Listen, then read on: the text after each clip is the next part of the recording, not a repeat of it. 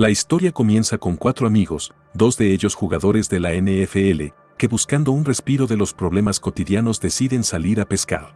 Hey man, this weather is not looking good. Pero la tranquilidad no dura demasiado. Cuando dan por terminada la jornada, surge un imprevisto. El ancla se ha enganchado en los restos de un viejo naufragio oculto bajo el agua. El tiempo apremia y la luz del día comienza a desvanecerse, entonces Marquis opta por intentar liberarla con la fuerza del motor. En medio de la maniobra, no advirtieron la enorme ola que se levantó detrás de ellos. El impacto es abrupto, el bote se da vuelta y de un momento a otro, los 4 amigos se encuentran en el agua, nadando hacia la embarcación para mantenerse a flote. A su alrededor, el mar se agita con violencia y el bote, boca abajo, parece hundirse poco a poco. Intentan girarlo, se agrupan en un costado, empujan con todas sus fuerzas, coordinan el esfuerzo, pero no logran moverlo. Es entonces cuando Will comprende lo que sucede, el ancla sigue atrapada y es lo que impide que el casco gire.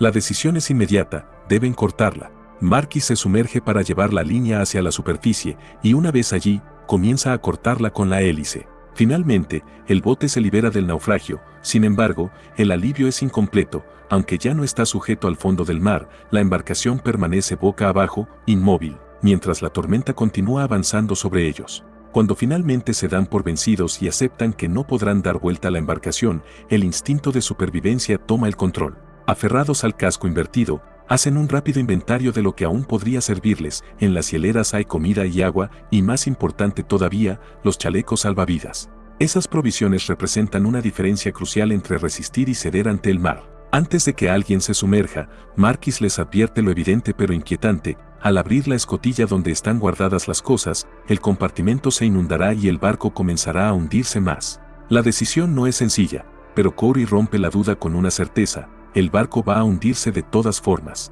Tal vez puedan soportar algunos días sin comida, pero sin chalecos sus posibilidades se reducen drásticamente. Marquis intenta sumergirse primero, aunque la ropa empapada le pesa y le dificulta el movimiento, entiende que no podrá hacerlo así, y sin decir mucho más, se la quita. Se hunde en el agua oscura, y al abrir la escotilla, el barco empieza a descender lentamente. Por un momento, parece que todo se precipita, pero el hundimiento se detiene. Marquis emerge de nuevo, respirando con esfuerzo, con un solo chaleco en la mano. Mientras recupera fuerzas, es Will quien toma su lugar, se sumerge y vuelve con otros 2 chalecos, arrancándoselos al interior que poco a poco se llena de agua. Marquis decide intentarlo otra vez, esta vez en busca de las bengalas. A lo lejos, entre la oscuridad creciente, distinguen luces, un barco. Nick no duda, enciende una bengala y la agita con desesperación. Los 4 gritan llamando a esa silueta luminosa que parece acercarse. Pero la distancia no se acorta, las luces continúan su rumbo, indiferentes, hasta desvanecerse en la oscuridad. El golpe emocional de ver desaparecer aquellas luces los deja sin palabras. Nick, negándose a rendirse, va en busca de su mochila con la ilusión de que aún sea posible pedir ayuda. Uno por uno intentan comunicarse, levantan los teléfonos, buscan señal, pero no hay cobertura. A lo lejos, la tormenta continúa avanzando. Aunque el naufragio, la falta de señal y la amenaza del mal tiempo ya parecen suficientes, todavía hay un enemigo más silencioso aguardando: la hipotermia. Por un momento, la lluvia parece mermar, como si el mar les concediera una breve tregua. Una ola enorme los arranca nuevamente del bote y los dispersa. Durante unos segundos que se sienten eternos, pierden de vista la embarcación y la desesperación los invade. Corey es el primero en divisarlo, con el celular aún en la mano, lo levanta y grita con todas sus fuerzas, haciendo señas en la oscuridad para guiar a los demás. Uno a uno, regresan hasta alcanzar nuevamente el bote, pero no vuelven ilesos. En medio del caos, Will ha sufrido un corte en una de sus piernas. Tras 10 horas a la deriva, en un mar que no les concede tregua, los primeros signos de hipotermia se hacen evidentes.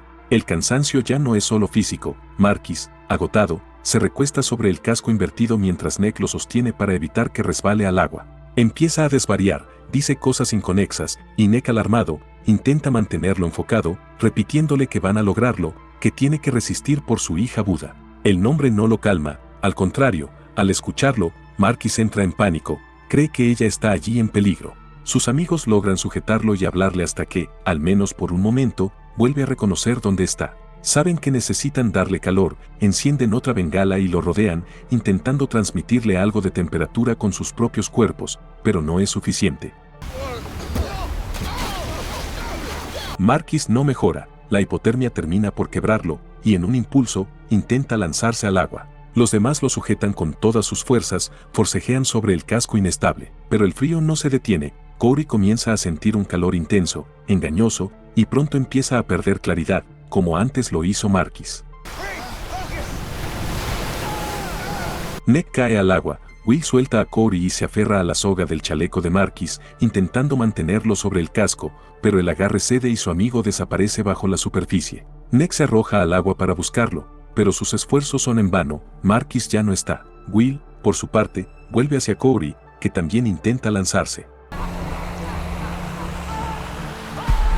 Mientras tanto, lejos del mar y de lo que está ocurriendo, Paula, la esposa de Nick, comienza a inquietarse. Las alertas meteorológicas no dejan de aparecer y él todavía no ha regresado de la pesca. Decide llamar a su suegra para saber si tiene noticias. No las hay. Finalmente, se reúnen en su casa para esperar juntas, y en ese clima de incertidumbre, Paula recibe la llamada de Rebecca, la esposa de Marquis. Ella tampoco sabe nada de su marido, y decide comunicarse con la guardia costera. La llamada llega hasta Timothy, director de la organización. Allí sus tenientes le informan que 4 hombres, todos de físico superior a la media, podrían estar atrapados en medio de una tormenta de gran magnitud en un bote pequeño. Rebecca ha indicado que la zona donde suelen pescar está a unos 112 kilómetros de la costa. Durante unos segundos, Timothy les explica a sus tenientes lo que probablemente estén enfrentando. 2 de ellos son jugadores activos de la NFL. Su condición física, con un porcentaje mínimo de grasa corporal, puede jugarles en contra. La hipotermia aparece con mayor rapidez. Las funciones motoras comienzan a fallar, el habla se arrastra, la falta de oxígeno provoca alucinaciones y episodios de rabia. Cuando sus tenientes le preguntan cuáles son las órdenes, antes de desplegar recursos sin precisión, Timothy les pide que vuelvan a llamar a Rebecca y le pregunten si su esposo tiene algún GPS o alguna anotación con coordenadas habituales de pesca. Rebecca recibe la llamada y comienza a buscar el viejo GPS de Marquis, convencida de que allí estarán registradas las coordenadas. Revisa cajones, cajas, estantes, pero la reciente mudanza lo ha desordenado todo. Mientras tanto, un helicóptero y un avión de rescate se internan en el océano. La tormenta no da margen, la visibilidad es casi nula y las olas, enormes, también ponen en riesgo a los propios rescatistas. Sin un punto preciso hacia donde dirigirse, la búsqueda puede convertirse en una maniobra peligrosa e inútil. Necesitan un objetivo. Timothy vuelve a llamar a Rebecca para saber si ha encontrado el GPS, y mientras hablan, Paula finalmente lo encuentra. Con el operativo al borde de suspenderse, Rebecca enciende el dispositivo, localiza las coordenadas de la zona habitual de pesca de Marquis y se las transmite de inmediato a la guardia costera. Sobrevuelan la zona marcada mientras, abajo, los 3 sobrevivientes gritan hasta quedarse sin voz e intentan hacer señales con una linterna. Pero los rescatistas no logran divisarlos y con el clima empeorando, Timothy les pide que regresen.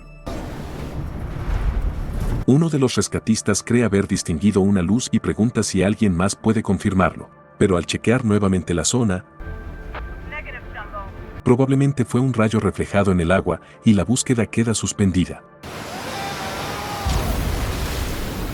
Timothy llama a Rebecca para informarle que han detenido el operativo debido a la tormenta, retomarán en cuanto el clima lo permita. Sin embargo, el amanecer está a pocas horas y podría facilitar la visibilidad. Con esa posibilidad en mente, Timothy decide aumentar las probabilidades, ordena enviar el USS Tornado hacia la zona señalada. Cuando finalmente amanece, Corey ya no está sobre el bote, aquella ola se lo llevó y la hipotermia hizo el resto impidiéndole volver. Will no logra comprenderlo, eran más grandes, más fuertes, no debería haber pasado. Nick, con la voz gastada, le explica que la falta de grasa corporal los hizo más vulnerables al frío. Intentando mantenerse enfocado, le dice que necesitan conservar el calor, propone buscar algo de ropa dentro del bote para que Will se la ponga. Pero Will se niega a volver a sumergirse, está exhausto. Entonces intenta darle su abrigo, pero Will lo rechaza, uno de los dos debe sobrevivir. Unos tiburones aparecen atraídos por el cajón de carnadas que aún permanece en la embarcación. Ambos suben los pies al casco y se mantienen inmóviles, atentos a cualquier movimiento bajo la superficie. En medio de esa tensión, ven flotar los sándwiches que Will había preparado horas antes. Están ahí, al alcance de la vista, pero inalcanzables entre las olas. El mar no les concede descanso, una y otra vez son arrancados del casco y obligados a volver a trepar. Para no perderlo de nuevo, Nick arranca unos cables del motor y juntos se atan a la embarcación. De pronto, otra ola los golpea con fuerza, pero esta vez resisten firmes ante la marea. Mientras tanto, la noticia del naufragio se filtra a la prensa. Al enterarse, Marcia decide ir personalmente a la Guardia Costera, necesita respuestas. Al llegar, le pregunta a Timothy por qué las noticias dicen que cambiaron el estado de búsqueda a una misión de recuperación. Timothy intenta calmarla, le explica que se trata de un error en el reporte periodístico que no refleja la decisión oficial. También le asegura que el operativo sigue en marcha, más de 200 personas están involucradas en la búsqueda y una nave de la Guardia Costera ya se dirige a la zona. Por el momento, eso sí, la búsqueda aérea está suspendida debido al mal tiempo. Cuando la niebla comienza a cerrarse sobre el mar, Will propone aprovechar la luz que aún queda y buscar comida dentro del bote. Si van a hacerlo, tiene que ser ahora. Nick empieza a desatarse para acompañarlo, pero Will lo detiene, irá solo. En la primera inmersión regresa con un almohadón, sin chaleco, cualquier cosa que flote puede marcar la diferencia. En la segunda vuelve con algo más valioso, una bebida energizante y unos snacks. Nick sonríe por primera vez en horas, comer y beber, aunque sea poco, puede devolverles algo de fuerza. Entonces Will distingue algo a lo lejos, apenas visible entre la niebla, un faro. Le pregunta a Nick si también lo ve, y Nick asiente. Will guarda las provisiones en la mochila y saca el teléfono. Si están cerca de tierra, tal vez haya señal. Revisan, intentan enviar un mensaje, pero no hay cobertura. La luz del faro comienza a desdibujarse tras la niebla. Decide nadar hacia el faro, está a unas brazadas, parece cercano. Pero pronto Will deja de verlo, y Nick también, la referencia desaparece por completo.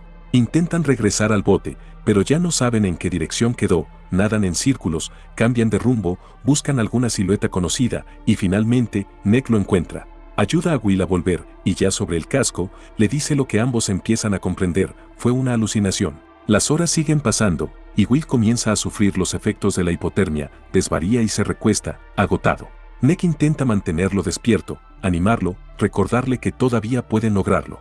Pero Will parece entender algo que Nick no quiere aceptar, le pide que les diga algo a sus padres, pero no termina la frase. Empieza a decir que siente calor, sus manos buscan el cable con el que están atados y comienza a desajustarlo. Nick intenta sujetarlo, mantenerlo sobre el bote, pero una ola lo separa. Tira del cable con todas sus fuerzas y logra arrastrar a su amigo de vuelta, ya inconsciente.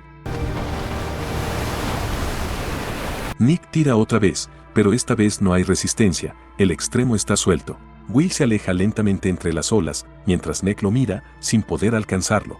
Mientras tanto, Timothy recibe el informe, las aeronaves regresan a la base, con las condiciones actuales, ya no hay nada más que puedan hacer en el aire. Reúne a los rescatistas y les agradece el esfuerzo de los últimos días, pero también les deja en claro que no se darán por vencidos. Paula, por su parte, decide dejarle un mensaje de voz a su esposo despidiéndose de él, aunque sabe que probablemente nunca lo escuche. Cuando sale y se encuentra con Marcia, su suegra intenta sostener otra versión de la realidad, su hijo sigue vivo. En el mar, Nick permanece aferrado a la hélice del bote, luego de dormirse unos minutos.